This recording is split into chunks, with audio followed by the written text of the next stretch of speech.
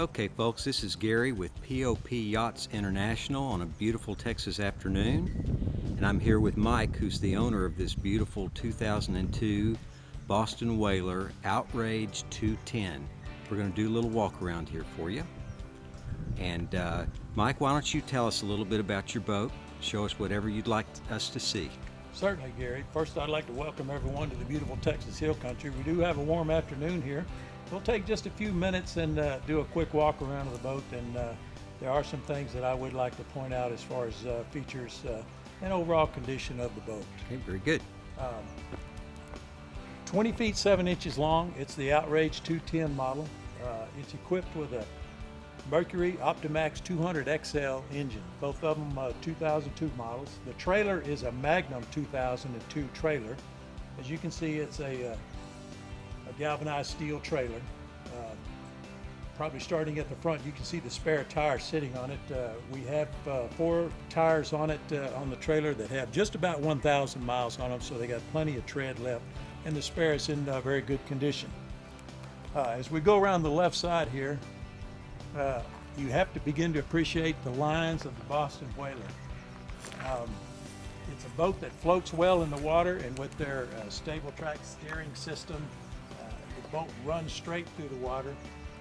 High gunnels, you just stay dry in the boat. That's one of the big features about coming back maybe against the water offshore. The boat just keeps you good and dry. As you can see, the boat is equipped with a T-top. There is a fixed mount GPS on the top. It feeds the electronics on the dashboard. We do have a Raymarine Model 54 VHF radio. As you can see on the top, it has a 36-inch fiberglass antenna. You do see the outriggers up on top of the T-top as well. They come in useful when you're offshore trolling. As we move further along the left side of the boat, I want to point out that there are 2 very slight cases of dock rash on the boat.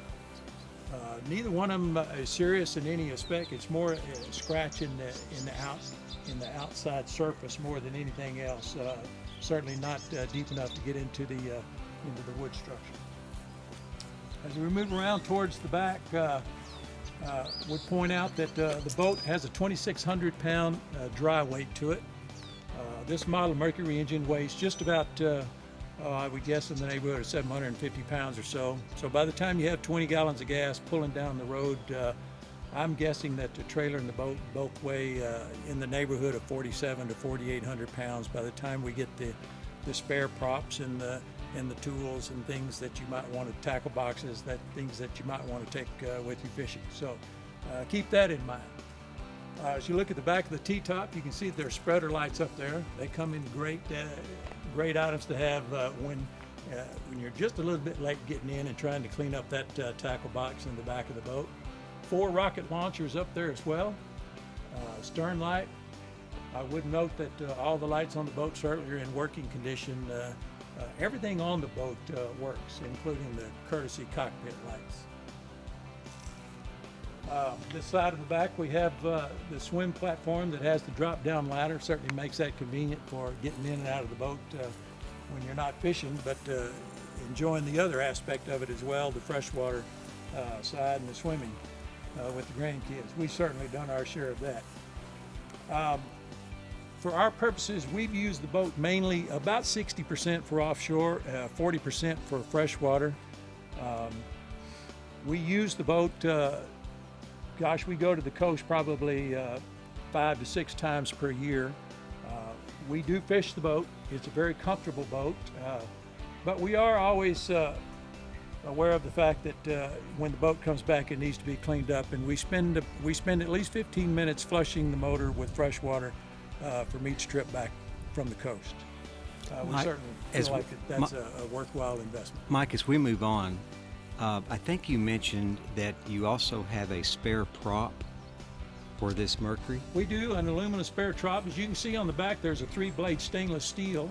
We do have a spare aluminum prop that's of the same diameter and pitch. It's brand new. It's never actually been on the motor, but it's nice insurance to have.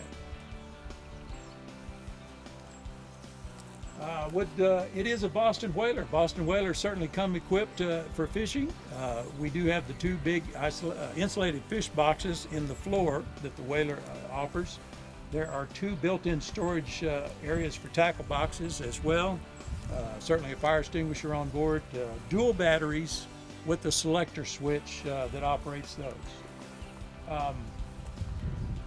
As we move around to this side, we want to certainly point out the one little dock rash there just below the center console on the side of the boat. If I would guess, I would say it was about half the size of a dime. The boat is registered through April of 2015. And I guess, overall, in summary, as we wind our way back around towards the front, is that it's a Boston whaler.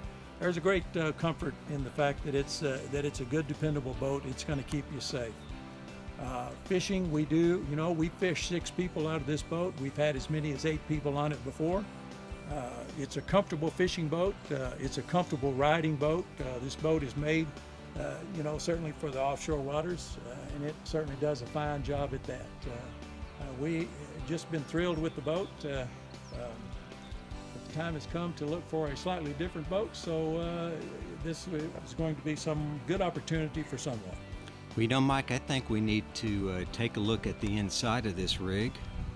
So why don't we move to the inside and let's show the folks what we have to offer. All right.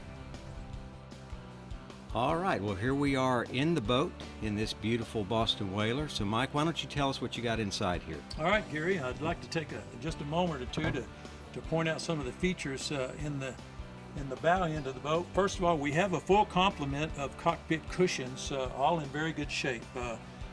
As you can see on the video there, some embossed with the Boston whaler logo. I'm just going to remove this big one in the very front here and show you that we have anchor storage up in the front as well. Certainly handy for that anchor. And we have the front end pulpit here with the roller guide to make the operation of the anchor just a little bit easier. And it's certainly worth its weight in gold, I promise you.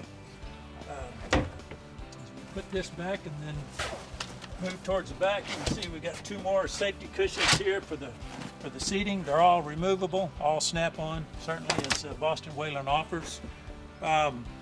We have the cooler seat here in the front, the 48 quart Igloo that has the cushion seat on top of it.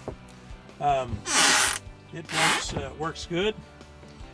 Makes for a nice place to sit.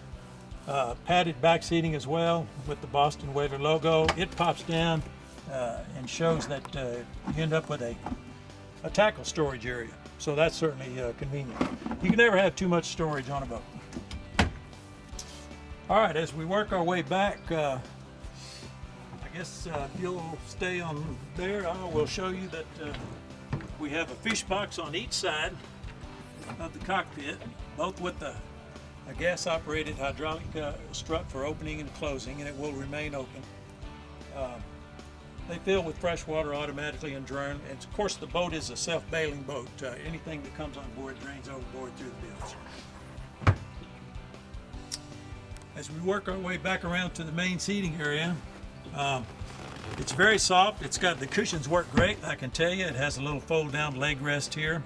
We have a foot rest up on the back part of the center console to make driving easy. Everything's within easy reach. We can get a quick view here of the instrument panel, including the Mercury smart gauges. We have an Lowrance Chonar chart plotter there, as well as a Raytheon fish finder. And as I mentioned before, we have Raymarine VHF radio. Kill switch, all the accessory panels here for the bilge, courtesy lights, the horn button. The pumps that operate both the live well and the bilge are located on the forward panel, instrument panel there. Up above, we do have outrigger controls up under here. They're easy to operate. We have cockpit lighting up on the top that has a red light as well as the white for night operations. And the T-top also has an unzippable storage area here in the top as well. Well, Gary, while you're standing there, I'm going to open this console storage hatch area here to let you know that there are 2 batteries on board. There is a selector switch for those, and the circuit breaker panels and everything are located there in the center console.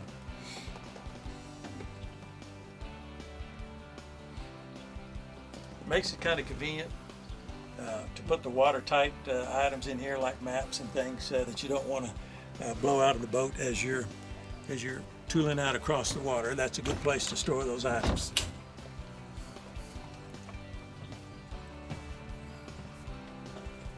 Another fish box located on this side of the cockpit, and on each side of the sidewalls you see that we have rod storage capable of holding 6 fishing rods. There is a stainless steel grab bar down at the bottom as well.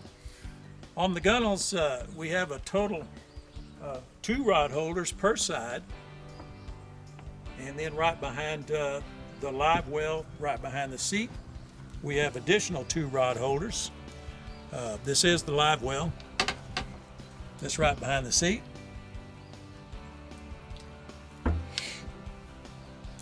And then right just forward of the transom, we have a little bait cutting table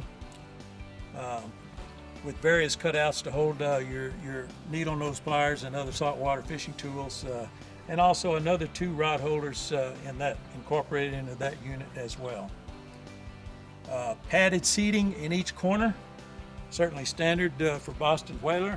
I will show you, each has a cup holder, by the way, and each one of these compartments opens up to provide storage below as well.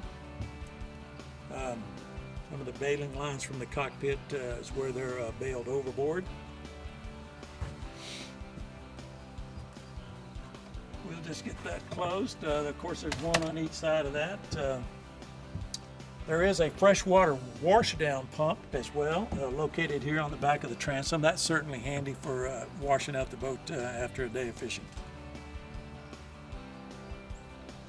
Being as we're back here by the motor, I will mention to you that one of the pleasant surprises of the 200XL, the 2002 model, if there is such a term as fuel efficiency, it seemed to be a very good one. The boat has a 95-gallon fuel capacity. It's always been a little bit of a surprise to me how much gas that you don't use when we're running the boat, even on the freshwater lakes and calm water at 4,000 or 4,500 RPMs. We still get a very efficient fuel usage ratio out of the Mercury motor. It's been a dependable motor. It's never failed to start for us. I've owned the boat for about 5 years, and we're certainly happy with its performance. Oh, very good. Are there any other features while we're here that you'd like for the folks to know about? Other than the fact that, Gary, it's just like I said before, it's just a Boston Whaler. It's a good, comfortable boat. It fishes well. You can put a person in every seat. You can put a person on each side of the main seating in the cockpit here. And we have the stable stainless steel support rods for the T-top. Everybody has a good place to hold on, and it's just a comfortable riding boat. It does very well in whatever kind of offshore waters that seem to be in existence that day. Okay, well there you go, folks. There's the walk around of this really nice 2002 Boston Whaler, Outrage 210, really pretty rig. Any questions, make sure you give us a call, send us an email. We'll respond promptly, and thanks for viewing.